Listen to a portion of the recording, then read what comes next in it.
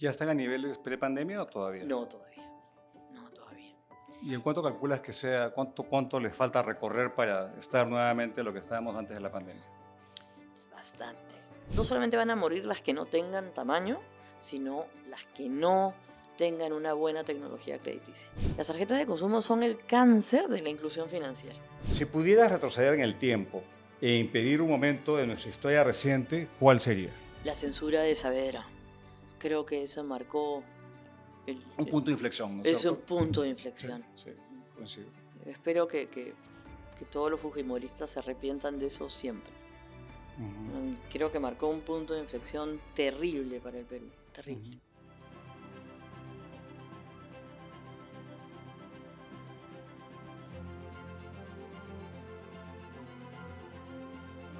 El Perú ha superado innumerables desafíos a lo largo de su historia.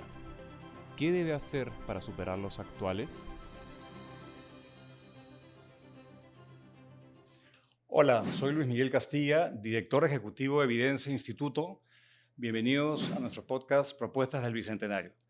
En esta ocasión, que empezamos la nueva estación, digamos, la nueva temporada del 2025, vamos a hacer un balance de la economía con María Pía Palacios, es presidenta del directorio de Caja Arequipa. Bienvenida, María Pía.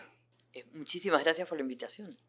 Creo que es una buena oportunidad de, ya iniciado el año, de reflexionar sobre cómo cerramos la economía, sobre qué esperar para el 2025. Ya estamos a menos año y medio de las elecciones. Y muchas veces, como te comentaba antes de empezar esta grabación, es el foco cuando uno habla de economía, uno piensa en cómo, digamos, la cosa más macro, ¿no? La inversión privada no va a crecer este año, muy poco, en temas que quizás están más alejadas de lo que es el 99% del tejido empresarial nacional, que son las micro, las pequeñas y las medianas empresas. Entonces, yo quisiera, digamos, a modo para comenzar esta conversa y después ir hacia el rol de las microfinanzas, de la inclusión financiera y temas que creo que son de sumo interés para nuestro público, pedirte tu opinión desde el punto de vista de tú manejando una entidad financiera que es muy importante, dando recursos a los microemprendedores del país. ¿Cómo cerró este año desde tu perspectiva y qué esperas para el 2025? Más allá de lo obvio, que es que vamos a crecer 3%, el 24, el 25 creceremos un poquito menos y los factores, digamos, más macro de tu perspectiva, ¿cuál es el balance que haces del 24 y tu perspectiva para el año que estamos empezando? El 24 definitivamente para nuestros clientes ha sido un mejor año que el 2023. Tienes que entender que el 2023, o sea, todos los males, las 7 plagas de Egipto sucedieron ese mismo año y afectó muchísimo a nuestros clientes. Entre conflictos sociales, problemas climáticos y convulsión social, fue como demasiado para los clientes. Y en el 2023 pasó un fenómeno que sí es macro, pero que sí afecta a mis clientes también, que es el aumento de la tasa de interés. Entonces, el año 2024 lo que estamos viendo es una reducción de tasas, que eso al final llega al bolsillo del cliente, porque también reduces tasas para los clientes. Otra cosa muy, muy importante es el sinceramiento en el sistema. Hay instituciones que venían muy complicadas. Finalmente, esas instituciones, la superintendencia ha encontrado una forma ¿no? De no generar pánico en el público. Y de verdad que ha sido procesos muy, muy limpios para el cliente. El cliente estaba una mañana en la institución A, 2 mañanas después estaba en la institución B y no ha habido que hacer estas corridas en las puertas de la institución, a ver si me pagan o no me pagan. No, no ha sido el caso. Entonces, ese lado también para el cliente ha sido muy positivo. Tienes un sistema microfinanciero que se va fortaleciendo, eh, yo siempre digo que es muy maduro el sistema microfinanciero en el Perú, mientras que en otros países están recién entendiendo cómo funciona. En el Perú nosotros podemos exportar tecnología de microfinanzas. Otra cosa importante para el cliente del 2024 versus el 23 es el aumento del consumo. Yo sé que para la macro, dar esta plata a AFPs y dar por adelantado la CTS no es buena para la economía en su totalidad, sí es muy bueno para la microfinanza, porque eso te mueve la sede de consumo y eso hace que mis clientes tengan clientes. Por ejemplo, la campaña de navideña 2024 para nosotros ha sido 20% mejor que la del 2023. ¿Ya están a niveles prepandemia o todavía? No todavía. ¿Y en cuánto calculas que sea, cuánto les falta recorrer para estar nuevamente lo que estábamos antes de la pandemia? Bastante. A ver, mi cliente está muy alrededor de la línea de pobreza. Si tú calculas que la línea de pobreza, o sea, nosotros teníamos 21% de pobres antes de la pandemia y el año pasado hemos cerrado prácticamente con 30%, ahí tienes la diferencia. Ahí está clarísima la diferencia. El sistema microfinanciero peruano es un contenedor de pobreza. Ayuda a que la pobreza no avance más, ¿no? Está muy asociado el acceso a crédito con el bienestar de una familia.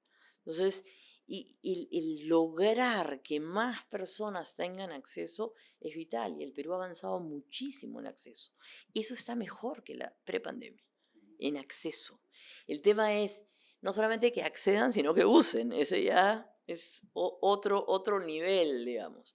Pero el Perú está cerrando este 2024 con 60% de población bancarizada, 58% utilizando billeteras digitales. Entonces, esa parte sí son muy buenas noticias.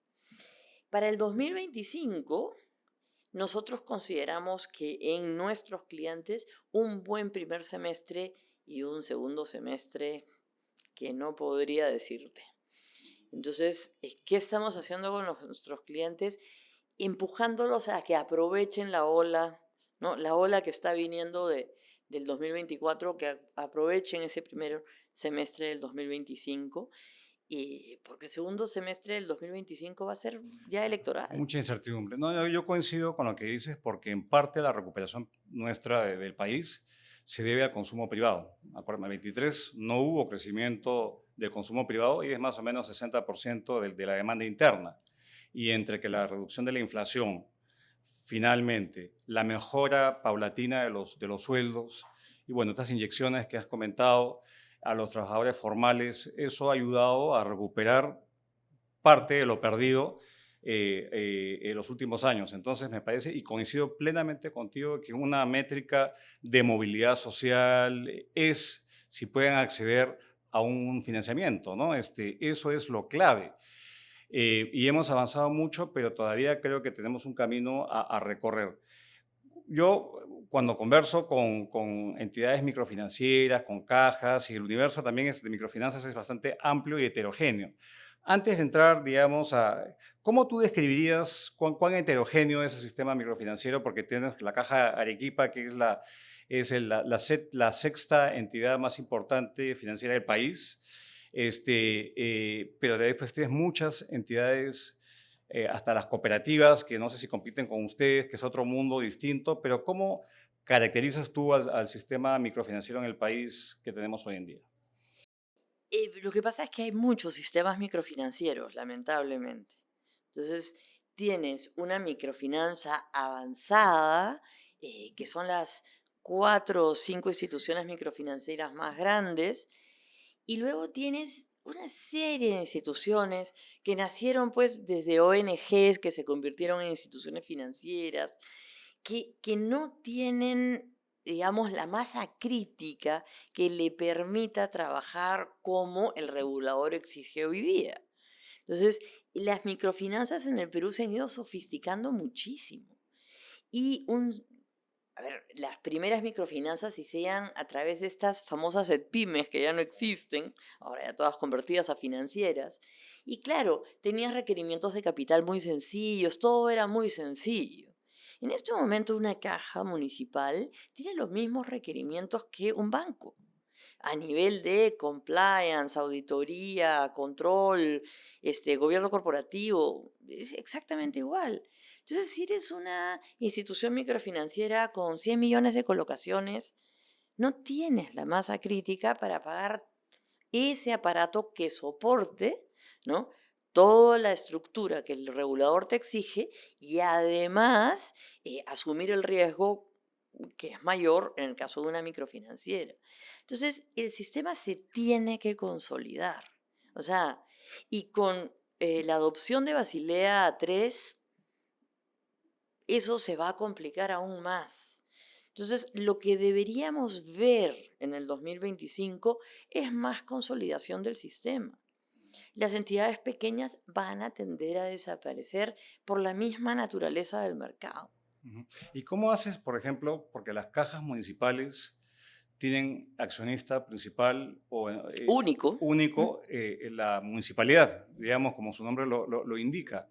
Y claro, lo que tú decías ha sido muy, muy bien manejado el caso de Caja Sullana, que fue absorbida por Caja Piura, ustedes que compraron Credinca. Credinca. ¿Cómo manejas el tema político? Porque me imagino que a un alcalde ceder algo que considera que es de su fuero a otra jurisdicción no debe ser fácil. Y eso puede que sea una limitante en justamente esa consolidación que tú mencionas. Eso es una pena, porque si, te pongo un ejemplo, Sullana se hubiera dado cuenta que ya no daba para más, que ya todos sabíamos que no daba para más, y se hubieran puesto de acuerdo en un acuerdo con Piura para tener parte del accionariado de Piura, ¿eh? Eso hubiera sido bueno para Sullana, bueno para Piura, bueno para el mercado. Pero el problema, como dices, es un problema político. ¿Cómo el alcalde de A le va a dar a B? No, no, no, no. Entonces, eh, estiran el chicle hasta la muerte, ¿te das cuenta? Y claro, hay un tema político, ¿no? Y de ser el alcalde que mató a su caja. Me imagino que el alcalde de Sullana hoy por hoy no debe estar muy contento.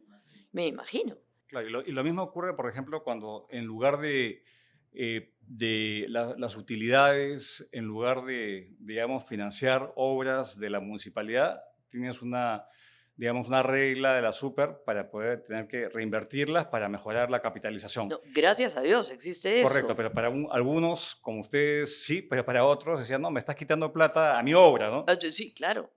El sistema, gracias a Dios, marca 50%, o sea, que como capitalización mínima. Lo que sí fue interesante en pandemia, tanto el año, o sea, para las utilidades que se repartieron el 20, las utilidades que se repartieron el 21, fueron 100% para capitalización de las cajas. Y eso fue una magnífica noticia. Este año sacaron un decreto de urgencia para de nuevo capitalizar el 100% por el tema de todo el conflicto social. Y lo cambiaron entre gallos y medianoche a finales del mes de marzo. Entonces volvimos a la regla normal de 50%. Pero acá el sistema, digamos, que ha buscado la super es que no tenga que pasar por las juntas de accionistas, porque no estás comprando una institución.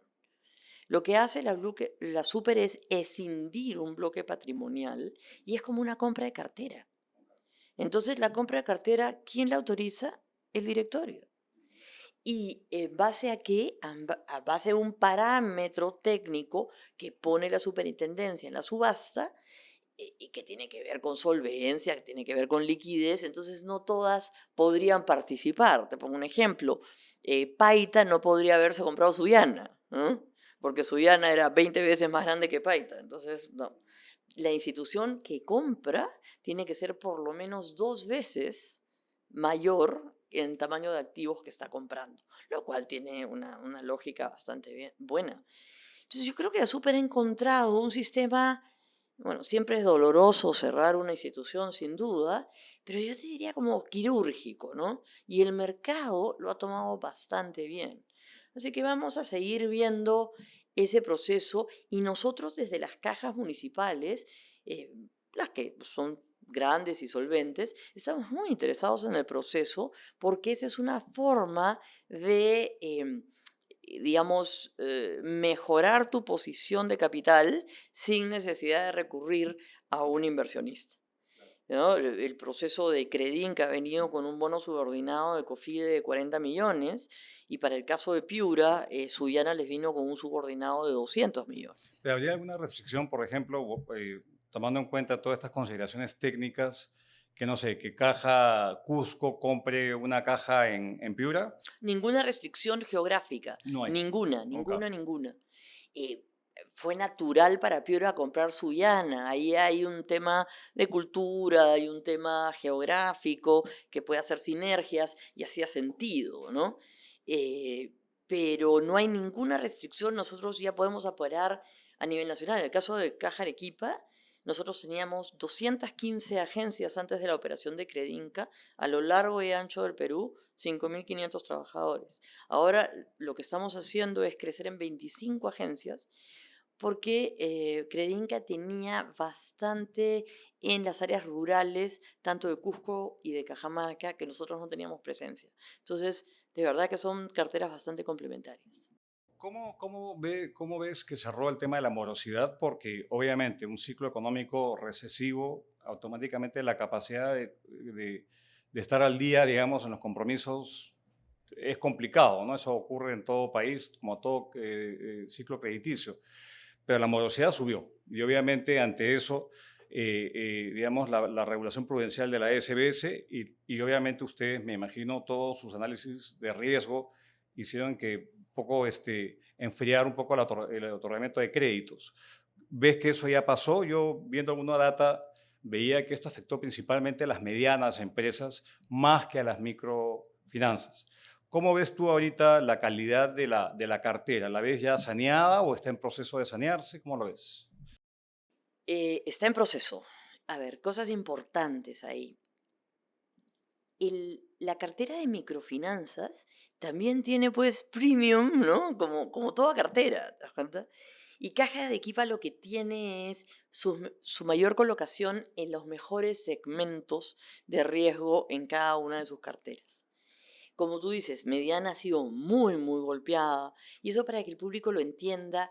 ¿Por qué Mediana es tan golpeada? Porque ese empresario ya invirtió capital en algo que ya no puede moverse tan fácilmente como alguien en la micro. En la micro me puse a hacer gelatinas, no me fue bien y ahora hago queques. ¿Te das cuenta? Y entonces ese cambio puedo hacerlo en 24 horas. El mediano no, el mediano invirtió generalmente maquinaria o algún know-how. Entonces, eso hace que la mediana haya estado muy, muy golpeada. Nuestra tasa de morosidad, más o menos sistema microfinanzas, ha aumentado 20% en el último año. O sea, sí ha estado golpeado, pero no ha sido de los más golpeados, claramente. Consumo y mediana han sido los más golpeados. Quizá también una cosa interesante en microfinanzas es que los programas de gobierno sí han servido para hacer una limpieza de nuestras carteras, ¿no? Y nosotros hemos tenido primero Reactiva, después los FAES, ¿no? Y ahora Impulsa Mi Perú. Entonces, eso ha permitido, de alguna manera, paliar el problema. Porque tú podías pasar a este cliente en problemado a un FAE y luego a un Impulsa Mi Perú. Entonces, eso nos ha permitido también sanear. Y la otra cosa es que todas las instituciones hemos castigado mucho. Tú tienes este año que hemos castigado todo el sistema el doble que el año pasado. Entonces, eso nos hace empezar un 2025 con carteras más limpias, ¿no? Y también otra cosa que está cambiando mucho en la industria es el uso de herramientas tecnológicas, innovación, inteligencia artificial, data análisis, que hace que tus modelos de riesgo cada vez estén mejores, ¿no? Y estés colocando más quirúrgicamente. Entonces nosotros somos una de las instituciones financieras que hemos crecido más en este año. Nosotros hemos crecido este año. Más o menos este año estamos cerrando un crecimiento de 800 millones sobre una cartera de 9.400 millones. y con utilidades. Entonces, eso significa que nuestra tecnología crediticia ha ido mejorando, ¿ya? Y eso es algo que tiene que pasar en las instituciones microfinancieras, las que no solamente van a morir las que no tengan tamaño, sino las que no tengan una buena tecnología crediticia. Ujú. No, interesante lo que mencionas ahí, dos cuestiones, porque los programas que dio el gobierno desde la pandemia, los reactivas y estos FAES y estos programas, digamos, de garantías, claro, te ayudan a salir de una situación compleja, pero no son los mecanismos para asegurar que haya pues, un aumento en el acceso. Y muchas veces se tiende a malinterpretar que esto llegó a un segmento reducido del universo enorme de microempresas, pero es imposible pues, llegar al universo total porque no hay la capacidad de pago y finalmente ustedes están, digamos, cualquier deudor pasa por una devaluación crediticia y se le otorga según su capacidad de repago, ¿no? ¿Cómo Pero llegué? ahí te interrumpo un Sí, minuto. sí, Una sí. cosa que es importante para nosotros. Hay instituciones que repartieron programas del gobierno a gente que no era su cliente. Eso es una locura. O sea, para nosotros el programa de gobierno ha sido una forma de ayudar al cliente en problemas, pero un cliente que yo conozco, que tengo información y que sé que puede salir adelante. O sea, eso no era plata con ventilador, ¿no? Sino era ayudar a tu cliente. Entonces, ese matiz ha sido muy diferente en otras instituciones y eso hace que nosotros tengamos una de las mejores tasas de cobranza en reactiva, por ejemplo. Claro, pero nuevamente, insisto, porque yo escucho cuando me invitan mis amigos de las microfinanzas y escucho algunos anuncios o pedidos, ¿no? Otro reactiva para salir adelante. Y claro, yo digo, reactiva tuvo una lógica en un momento de crisis Correcto. absoluta y la mayoría de países, digamos, del mundo usaron sus reservas de liquidez para, con apoyo del gobierno, poder evitar el quiebre masivo de empresas ante la incapacidad de generar ingresos. Pero fue en ese contexto. Y aparte nuestras reservas no puede, la liquidez del Banco Central no puede otorgarle a créditos con sectores, está prohibido, entonces por ley orgánica. Pero ¿cómo llegarle entonces, ya yendo a la segunda parte de tu intervención, a justamente contribuir en este esfuerzo de bancarización, donde viendo las últimas cifras de la SBS en inclusión financiera, hemos avanzado un montón, la tecnología ha sido clave, las billeteras móviles, y yo para mí ese es uno de los mejores indicadores de movilidad social, ¿no? Que tú puedas efectivamente llegar a un número mayor de clientes y eso es el progreso real. Eso mide mejor, digamos, el progreso que a veces las mediciones más macro que esconden mucha heterogeneidad. ¿Cuál dirías tú que son los limitantes para seguir creciendo en este esfuerzo de inclusión financiera? Yo veo uno que es la insuficiente educación financiera que puede haber. Pero ¿qué otras cosas ves tú en tu experiencia? A ver, educación financiera, mi frase es, no existe inclusión sin educación financiera. O sea, eso viene en combo. Y la institución que diga que ellos hacen inclusión financiera sin educación financiera, están bancarizando, que es una cosa diferente. Porque una cosa es bancarizar, abrir la cuenta a alguien, y otra cosa es que realmente entienda cómo esa bancarización puede afectar su bienestar. Entonces, porque ¿para qué incluimos? Para impactar en el bienestar de nuestros clientes. Para eso incluimos. Y el efecto multiplicador de la inclusión financiera es brutal, porque yo incluyo a una persona y estoy incluyendo a toda su familia. Entonces yo siempre digo, lo que hagamos, multiplícalo por 4. O sea, siempre es por 4. Entonces, ¿qué tenemos que hacer? Primero que todo, poner la necesidad del cliente por encima del, digamos, del interés de ponerle un producto. Y acá va mi guerra al consumo, ¿no? A las tarjetas de consumo. Las tarjetas de consumo son el cáncer de la inclusión financiera. Porque cuando una persona está recién empezando a usar el sistema, comienza, ¿no?, a pagar su primer crédito inclusivo, ¿no? Puede ser de 6, 9, 12 meses. ¿Qué hacen las empresas de consumo? Lo detectan porque ya está en el sistema y acto seguido le colocan la tarjeta de consumo y como viene el mundial, le clavan el televisor de 5.000 pulgadas. Y esa persona está recién entrando al sistema. Entonces tienes que acompañarlo en entender cómo el sistema lo puede beneficiar a él. Entonces, para nosotros el sobreendeudamiento es el primer cáncer de la inclusión financiera. Y eso tenemos que evitarlo. O sea, como de lugar. ¿Y eso cómo lo consigues? Con educación financiera. Entonces, eso vital. Segunda cosa, diseñar productos para necesidades. Entonces, nosotros hemos comenzado a incluir financieramente a través de una necesidad. Por ejemplo, el agua. Puede pasar el agua delante de tu casa, pero tú no tienes una conexión domiciliaria. Entonces te financio tu conexión domiciliaria.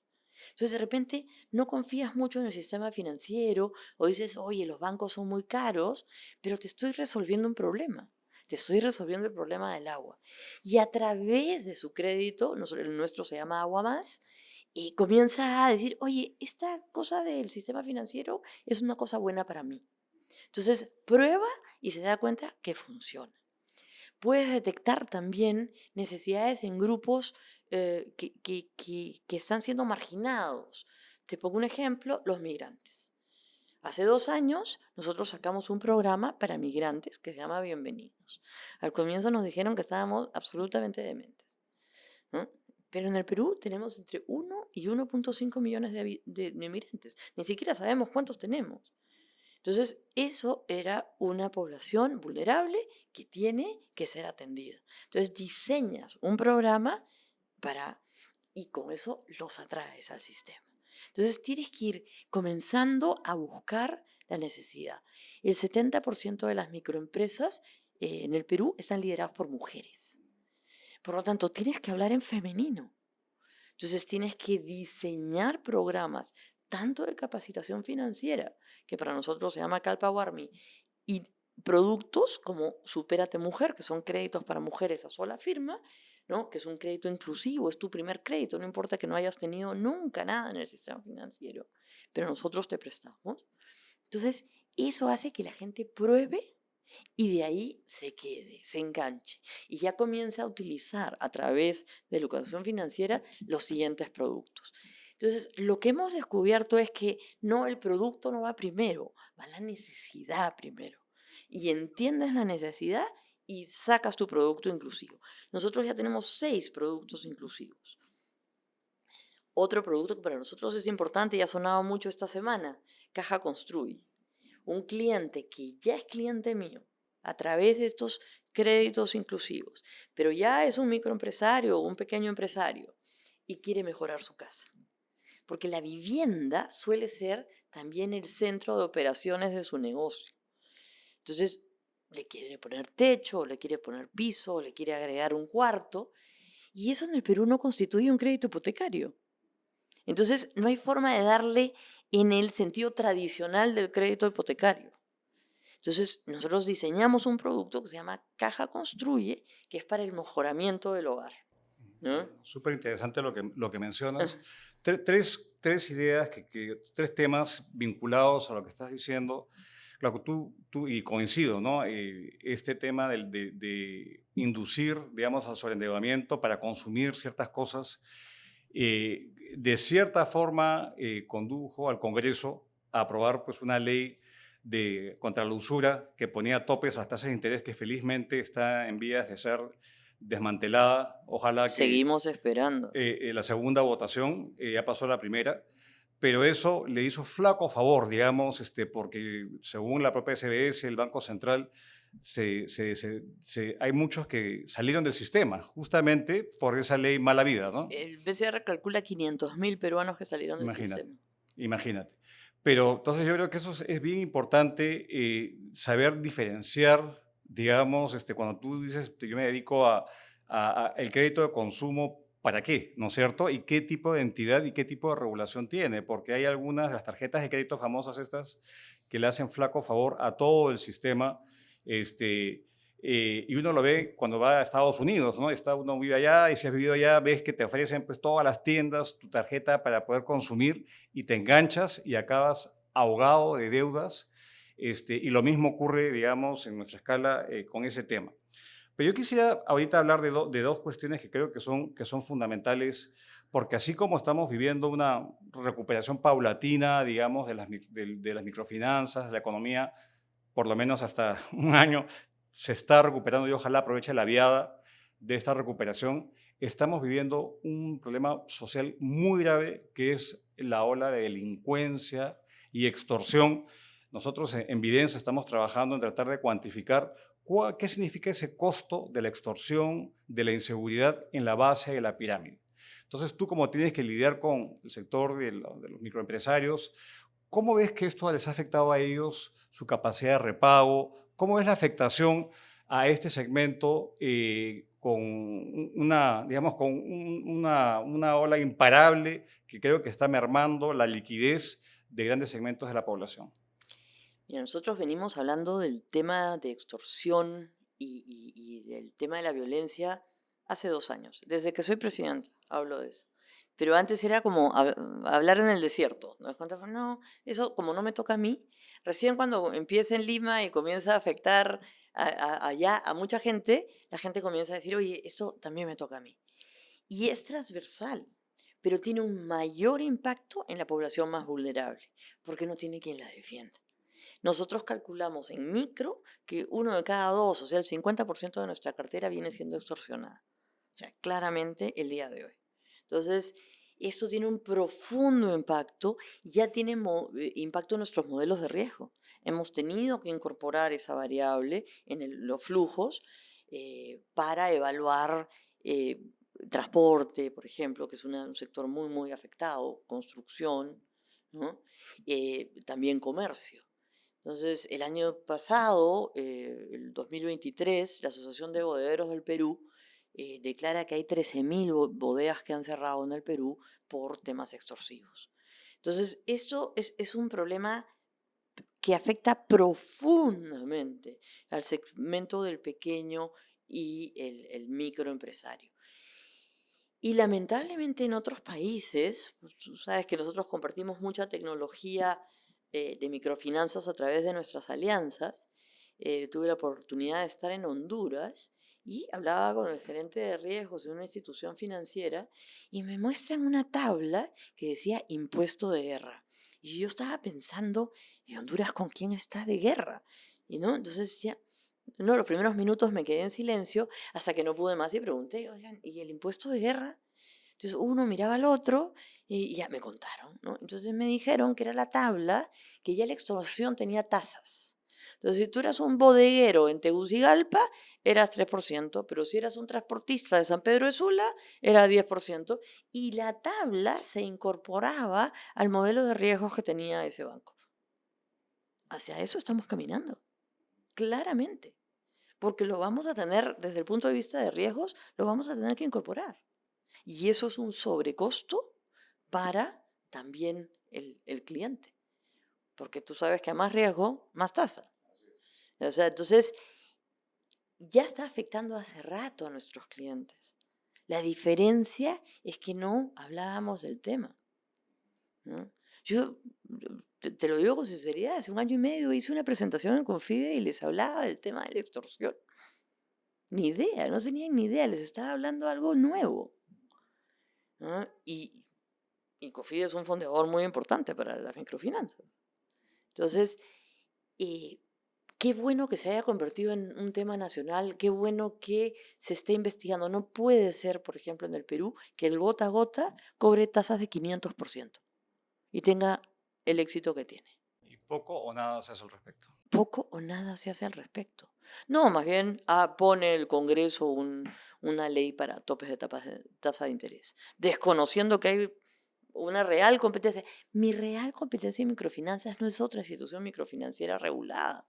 Mi real competencia es el gota a gota. ¿Y por qué tiene éxito el gota a gota? Porque también hay que entender por qué tiene éxito y qué cosas tenemos que aprender del gota a gota. Porque es facilísimo. No te piden nada. Te piden tu número de teléfono. y te ponen en la billetera electrónica, la que quieras, te ponen la plata. Sin preguntarte, claro, después te mandan una foto de tu casa, de tus hijos, ¿no? Y comienza la extorsión. Pero es muy fácil entrar. La superintendencia ha detectado 70 aplicativos informales. 70. Entonces, ¿de qué estamos hablando? Y mientras tanto, a mí la superintendencia me pide el A1, el 2, el 3, el 4, los 25 requisitos. El gota a gota, 0. Entonces, esa es la real competencia. ¿Y la gente por qué lo toma? Porque no tiene educación financiera, no sabe las implicancias y porque es muy fácil. Entonces, ¿qué tenemos que hacer las instituciones microfinancieras? Diseñar productos fáciles. Fáciles. ¿En base a qué? A tecnología, a modelos predictivos, que nosotros podamos hacer la vida muy fácil al cliente. Y no llenar los 27 papeles que te pide el regulador. Mira, nosotros hemos en seguros, en microseguros. La ley de seguros te decía pues que tenías que tener la póliza de 600 páginas. Ya, yo vendo microseguros de $1.50, de 2 soles al mes.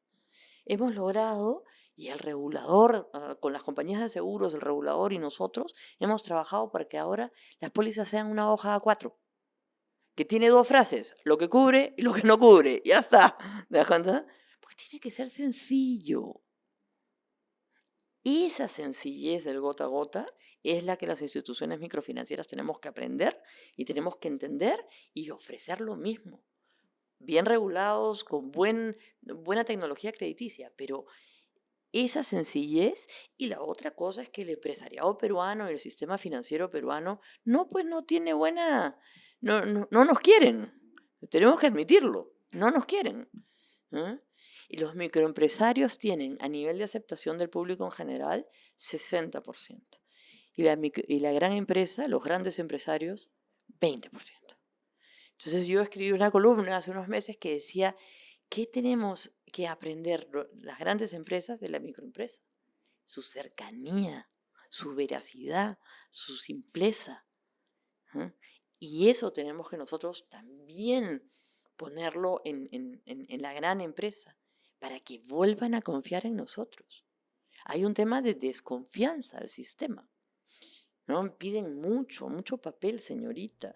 No, claro, y alimentas a los populistas en el Congreso sobre pretexto de esa desconfianza a legislar, digamos, de manera antitécnica, eliminando una serie de conceptos, pero no teniendo necesariamente al ciudadano a pie como beneficiario, sino aparecer como si estuvieras tú corrigiendo una maldad del sistema financiero formal.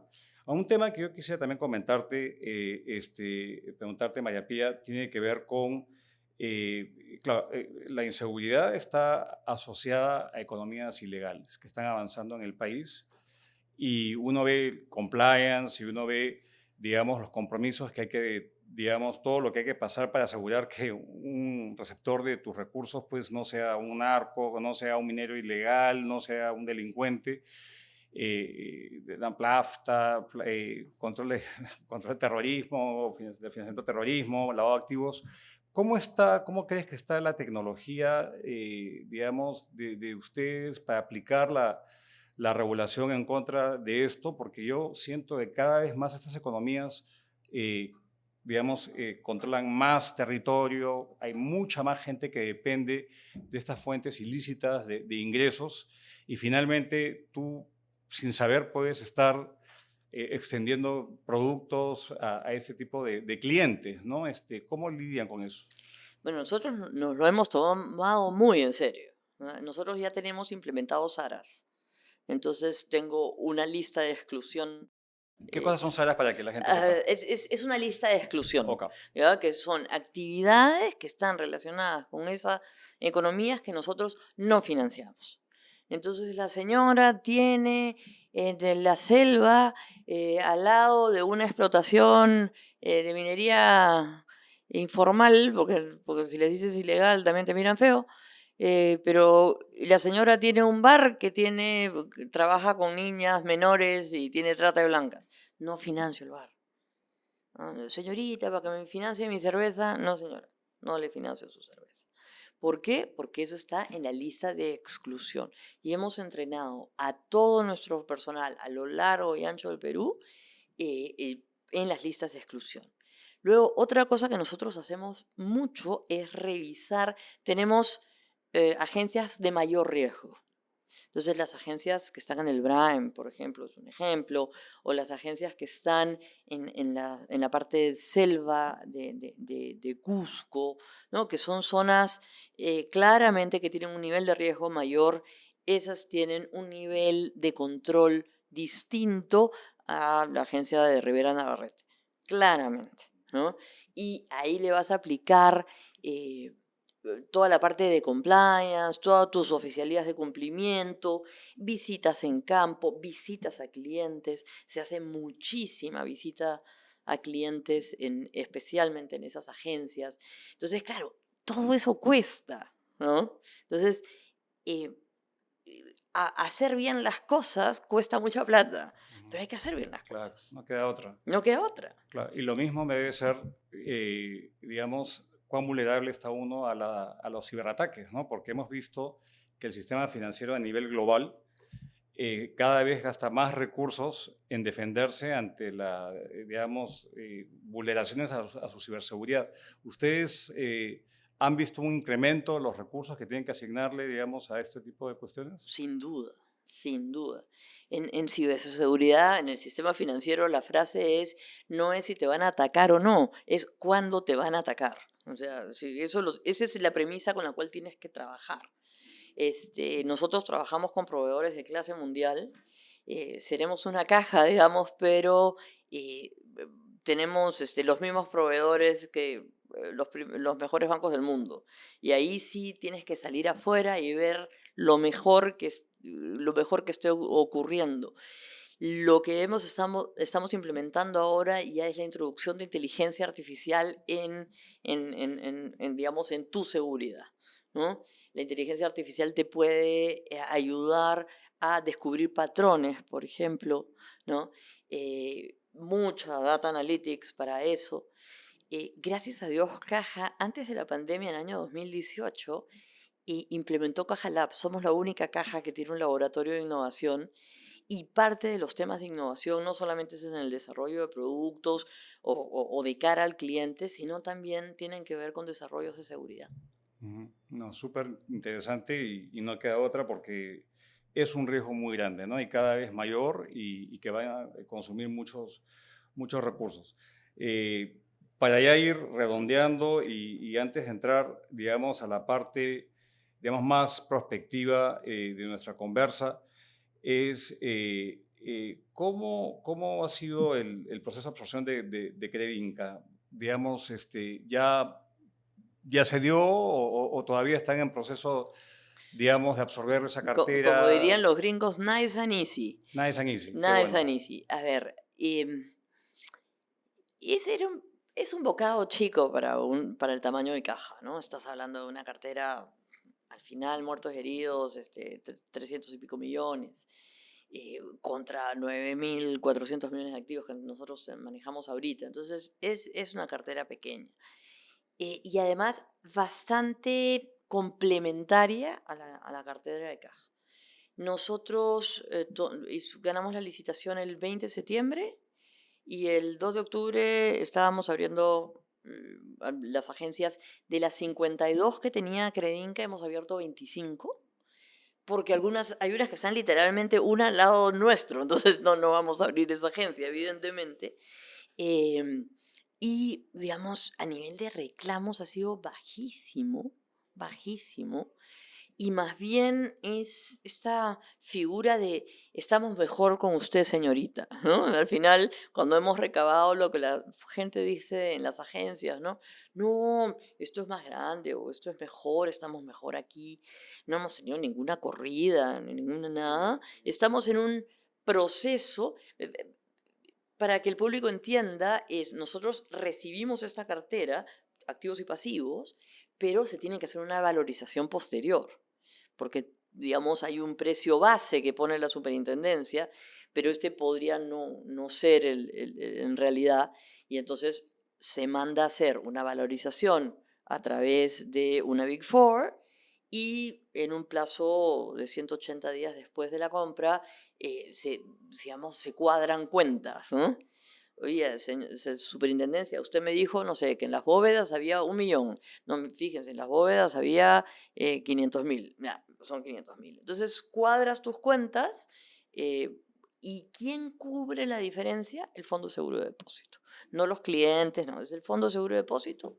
Y nosotros esperamos, digamos, terminar el proceso en el primer semestre del próximo año. No, excelente, porque creo que hace mucho tiempo no vemos corridas en este país. Creo que la última vez que vimos algo así fue probablemente en 1998, cuando cerraron bancos y finalmente se debe resguardar los activos, el patrimonio de los depositantes, que eso es lo que finalmente uno quisiera. Antes de entrar a una parte ya más interactiva con nuestro público, agradeciéndote porque esta conversación está súper interesante, Maya Pía, sabemos que hay una ley de fondo, de una ley previsional nueva que ha abierto, digamos, la posibilidad de que entren otros actores, ¿no? Aparte de las AFPs, empresas de seguros, cajas, entidades financieras. ¿Tú ves ahí un apetito de las cajas por entrar a ese mercado? A ver, tendrías que diseñar cosas completamente distintas a las que hoy tenemos. Mi ciclo de vida de producto, o sea, yo roto mi cartera en 11 meses. Entonces, mi mesa de dinero está pensada en corto plazo, en 1 año, ¿no? Entonces, y tú sabes que una mesa de dinero de AFP pues está pensada en 30 años, ¿no? Correcto, Ya, correcto. entonces, son dos monstruos distintos, ¿no? Entonces, no es que, oye, manejar plata es lo mismo, no, no es lo mismo. No, Yo vengo de AFPs, ¿ya? Entonces, no, es otro animal. otro animal. Entonces, sí, han habido voces en el sistema microfinanciero muy entusiastas, ¿no? Pensando que esto es como una CTS o un depósito a plazo, pero eso no es una CTS. Entonces, si más adelante se abre la posibilidad y puedes perfeccionar una mesa de dinero que se ocupe pero es como hacer otra compañía dentro de la compañía, si quieres, ¿no? Porque tienes que hacer cosas muy, muy separadas, se podría hacer, pero hoy por hoy está en nuestro plan estratégico cero. No, me alegra escucharte porque yo veía, ¿no? Digamos, cómo van a conciliar ambos modelos porque el horizonte está totalmente descalzado. Descalzado. Y finalmente un fondo de pensiones está viendo de cómo generar, rentabilizar para hacia futuro, tener un fondo suficientemente grande para sostener una pensión, y no es un tema de intermediación como lo es, digamos, el negocio de las cajas o cualquier banco, ¿no? Es muy distinto. Eh, Ahora pasamos a una parte donde interactuamos con nuestro público para darle chance a que te pregunte directamente.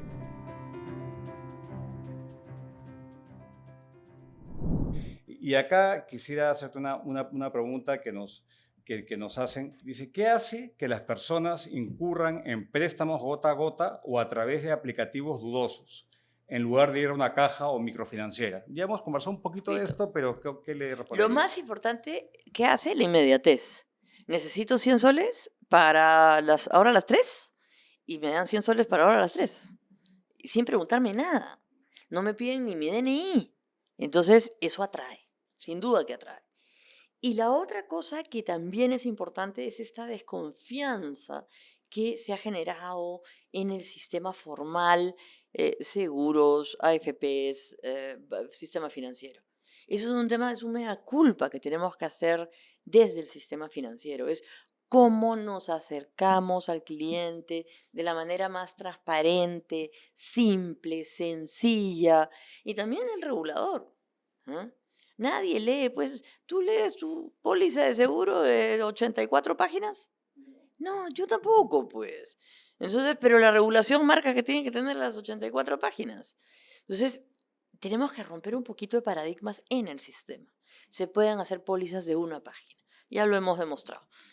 Entonces, eso es lo que atrae a la gente. Desde el sistema formal tenemos que luchar internamente, ¿no? Tenemos que nosotros también ofrecer algo tan atractivo como eso. Ujú. Excelente. Hay otra pregunta que dicen, las tasas de interés en el Perú están bajando.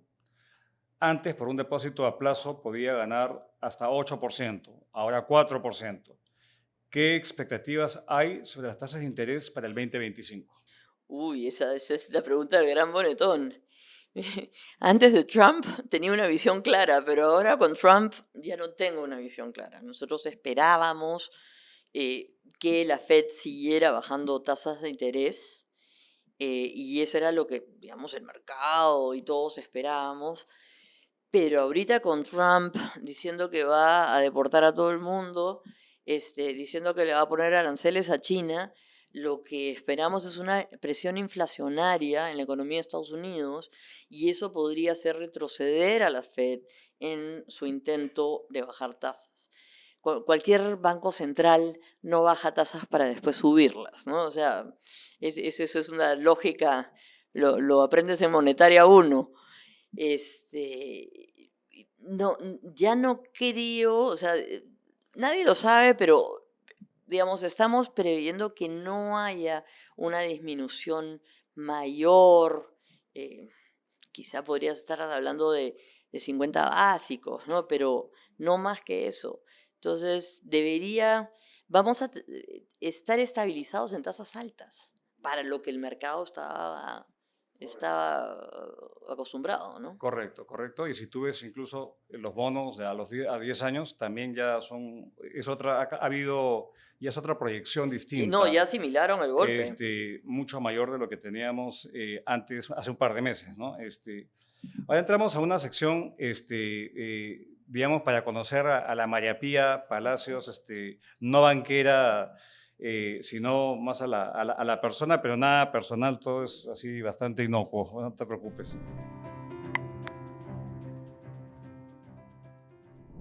Si pudieras convencer a todo el Perú de leer un libro, ¿cuál sería? El Principito. Muy bien. Si pudieras recomendar un destino turístico en Perú que no sea de los más populares, ¿cuál sería? La selva. ¿Algo más detallado? Hermano. Hermano, O sea, súper, creo que la selva es algo que los peruanos no conocemos bien. es cierto. Mm. No, y es costoso. Y es costoso y nos queda como mentalmente lejos. Sí, Es como Brasil. Brasil es nuestro vecino y es como otro planeta. mentalmente lejos. Si pudieras cambiar una ley, ¿cuál cambiarías? Ahorita la de topes de tasa de interés. Bueno, por suerte ya hubo una primera votación, Sí, en eso así que estamos. ojalá que los legisladores que escuchan, aquellos que escuchan el programa, pues que la escuchen a María Pía Palacios. Si pudieras retroceder en el tiempo e impedir un momento de nuestra historia reciente, ¿cuál sería? La censura de Saavedra. Creo que eso marcó Un punto de inflexión, ¿no es es un cierto? punto de Sí, inflexión. sí, coincido. Espero que todos los fujimoristas se arrepientan de eso siempre. Ujú, Creo que marcó un punto de inflexión terrible para el Perú. Terrible. ujú. No, y creo que añadiendo un poco de mi cosecha, a raíz de eso, entrar a la tecnocracia y servir al Estado se ha vuelto pues muy complicado y Alto riesgo. mucho pasivo, ¿no? Y mucho riesgo, mucho pasivo personal incluso. Compártenos una opinión impopular, algo en que la mayoría de los peruanos parece estar de acuerdo, pero tú no. La impuntualidad. Es algo que en el Perú casi es cultural. Y a mí me parece robarle el tiempo al otro. O sea, Aunque la pandemia nos disciplinó un poquito un poquito, un cuando poquito. estábamos confinados, ¿no? Pero Ajá. parece que el retorno a la normalidad. Sí, sí, no. Y el Arequipa ya es de pavor, pero de pavor. ¿Ya? O sea, mis amigas de broma dicen que ellas invitan a todo el mundo a las 8 y a mí a las 9. ¿Ya? Para que yo llegue a las 9. Está bien. Mira, acá yo quisiera, antes de cerrar y agradecerte por tu participación, ha sido muy ameno, muy ágil esta conversa, viendo hacia el futuro, este año 25, hacia adelante. Imagínate, entra un nuevo gobierno, María Pía Palacios, ministra de Economía. No Y me tú tienes... desees ese No, mal. pues, Yo sé que tú has pasado por ahí, pero no, de verdad que no me desees ese hagamos el mal. ejercicio hipotético, Ya, ¿ok? hipotético. Y tú tienes ahí una labor que es justamente de cara a toda tu experiencia, especialmente en el mundo de las microfinanzas. ¿Cuáles serían tus 2 o 3 medidas puntuales o áreas de acción que propondrías para avanzar en este proceso de inclusión financiera, educación financiera, el tema que tú quieras? Cosas básicas. tenemos que atraer mejores personas al Estado. O sea, hemos perdido en este punto de inflexión del ministro Saavedra que hablábamos, cada vez más se ha ido gente buena del Estado. Y ya es el conjunto vacío. Entonces, una de mis primeras medidas es cómo atraer gente buena al Estado y hacer carrera. A mí todo lo que han hecho con Servir me parece criminal. Servir era un avance hacia crear una carrera del servicio civil. A ver, ¿qué nos falta en la empresa privada siempre? Gente, talento. Y en este momento estamos perdiendo mucho talento hacia el exterior. Yo lamentablemente tengo un hijo afuera, ¿no? Ya, habiendo estudiado en el Perú, su colegio, su universidad, pero terminan yéndose afuera porque encuentran más posibilidades afuera. Entonces ¿cómo hacemos? Si yo fuera ministra, ¿cómo hacemos para hacer un servicio civil potente y hacer atractivo el retener talento en el Perú? Eso para mí la gente va primero, ¿no? Y la siguiente cosa que haría es cómo poner el tema de microfinanzas, microempresarios, en un punto más arriba.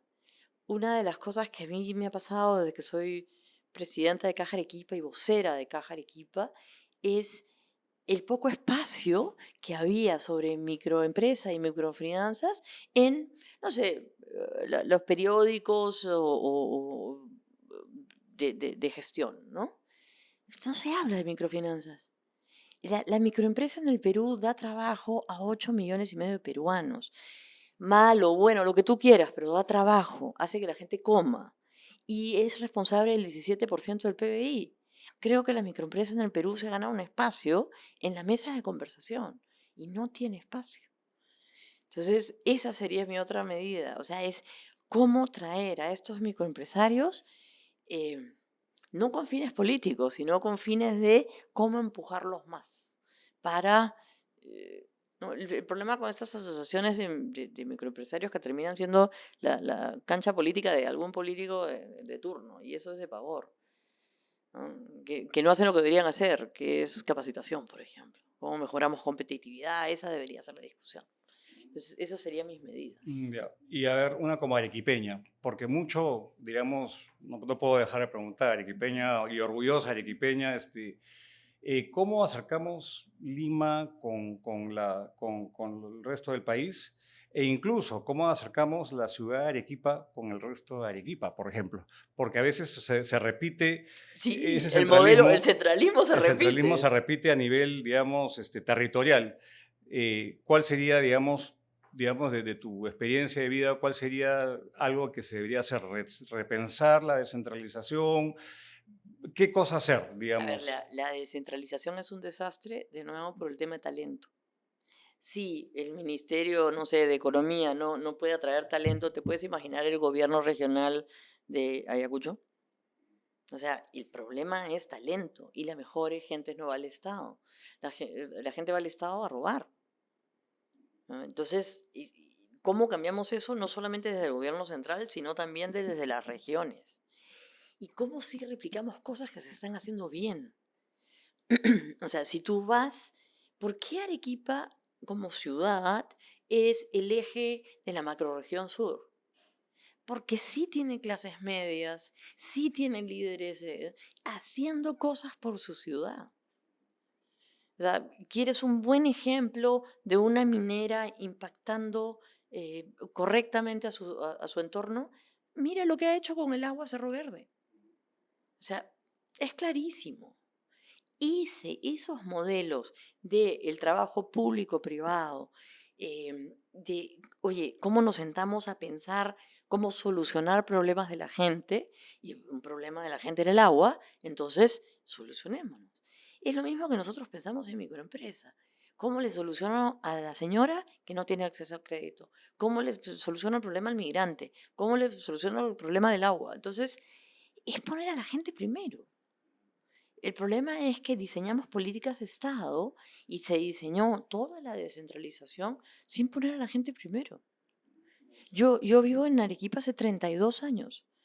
Soy madre de arequipeñas, casado con arequipeños y ya una arequipeña más. Y a mí la descentralización nadie me preguntó. Nadie me preguntó. Y esa era la queja que salía desde los gremios en Arequipa. Las cámaras de comercio en provincia son muy fuertes. Son muy fuertes, son centenarias. Bueno, ahí tienes un actor interesado que quiere hablar contigo de cómo hacer cosas mejores para su ciudad, su región y para todo. Entonces, hay mucho por hacer y hay gente que quiere hacerlo. Pero el tema es que desde Lima tienes un político interesado en votos o en poder. Correcto. Y mientras eso persista, va a seguir esta gran crisis de desconfianza que tú mencionabas, que creo que es algo, recuperar un poco el capital social en este país es esencial para salir adelante.